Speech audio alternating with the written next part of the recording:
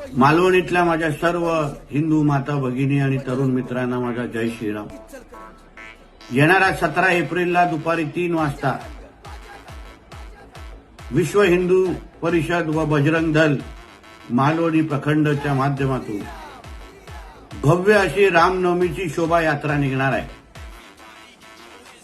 या शोभायात्रामध्ये मालवणीतल्या माझ्या सर्व हिंदू समाजाने मोठ्या ताकदीने खालती उतरलं पाहिजे.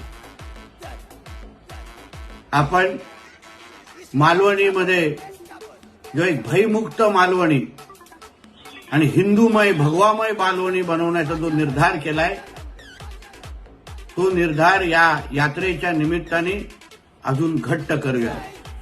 चला मग रामनवमीच्या या शोभायात्रेला सगळे जणांनी मोठ्या संख्येने बाहेर येऊया. जय श्री राम. अस्सलाम वालेकुम रहमतुल्लाहि वबरकातुहू. मैं मोहम्मद यूसुफ उमर अंसारी, हजरत ख्वाजा गरीबनवाज महाराष्ट्र कमेटी का सेक्रेटरी.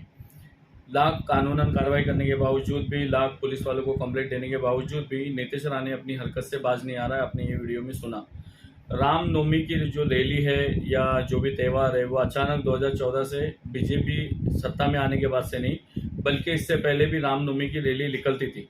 मगर उसके बावजूद भी मुस्लिम इलाकों में जाकर दंगा फसाद का माहौल पैदा करना और माहौल को खराब करने के लिए जानबूझ के बीजेपी के एमएलए, एमपी, कार्यकर्ता ये सारा तमाशा पैदा कर रहे.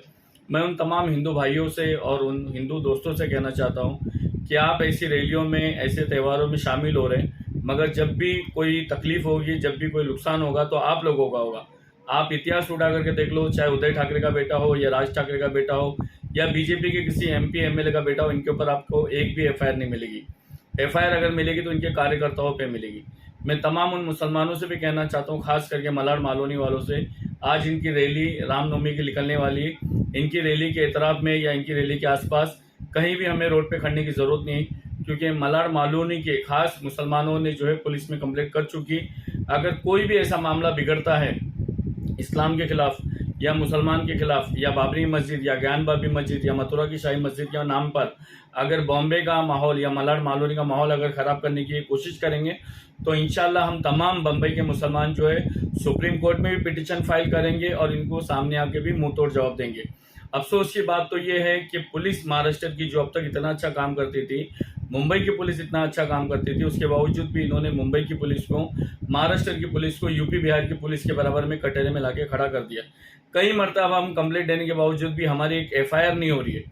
और ऐसे मुस्लिम इलाके में जहाँ हिंदू की तादाद कम है, हमारे हिंदू भाई कम है, मगर जानबूझ के वहाँ पे रामनवमी की रैली के नाम पे, शिव जयंती की रैली के नाम पे जाना और वहाँ पे भड़काऊ भाषण देना, हमारे उलमाए कराम को गाली देना या साहबाए कराम के बारे में कोई भी अगर ऐसी बात होती है तो इंशाल्लाह महाराष्ट्र सरकार और मुंबई पुलिस कमिश्नर को हम सुप्रीम कोर्ट में पार्टी बनाएंगे. और तमाम उन मुसलमानों से मैं कहना चाहता हूँ, खास करके मलाड मालोनी के 1 घंटे के अंदर वहाँ पे उनकी रैली निकलने वाली मलाड मालोनी से, तो आप लोगों को रोडों पे घूमने की, फुटपाथों पे घूमने की, गलियों के किनारे खड़े रहने की, कहीं भी खड़े रहने की जरूरत नहीं है. अल्हम्दुलिल्लाह मलाड मालोनी के कुछ मुसलमानों ने कानूनन कार्रवाई की है.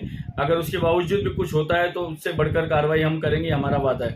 दूसरी अहम बात, जो मुसलमान उदय ठाकरे के सभा में जाके या कांग्रेस की सभाओं में जाके रोजे खोल रहे थे रमजान के महीने में, मेरा सवाल उन मुसलमानों से है कि उदय ठाकरे साहब जो है शिवसेना के, ये हमेशा अपने भाषण में बोलते हैं कि तमाम मुसलमान मेरे साथ में हैं. मैं आपसे पूछना चाहता हूं कि उदय ठाकरे साहब को आप पूछो तो सही कि मुसलमान तो आपके साथ में, आप मुसलमान के साथ कब दोगे?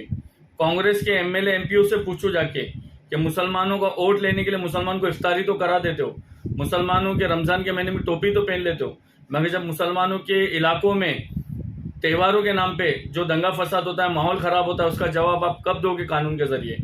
और आखिरी बात कहते हुए वीडियो को खत्म करना चाहता हूं कि 11 अप्रैल को पूरे हिंदुस्तान में 35-40 करोड़ मुसलमान हैं, उसमें से 20 करोड़ मुसलमानों ने रोडों पे आए, नमाज पढ़ी ईद की, मस्जिदों के बाहर ईद की नमाज पढ़ी, ईदगाह के सामने ईदगाह में नमाज पढ़ी, मगर किसी भी हिंदू समाज की बहू बेटियों को या उनके घरों को या उनके धर्म के नाम पे किसी ने कोई भी अपमानित शब्द नहीं बोला.